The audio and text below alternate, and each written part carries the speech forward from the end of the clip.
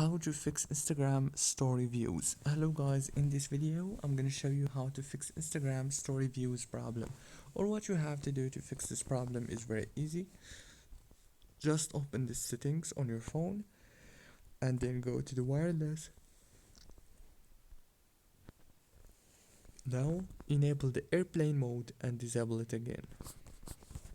After that, go to the apps manager like this and then go to the apps again.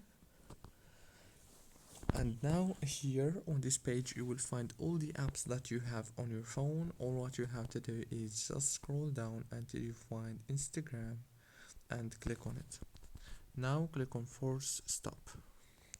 After that, go to the permissions and make sure to enable all those permissions.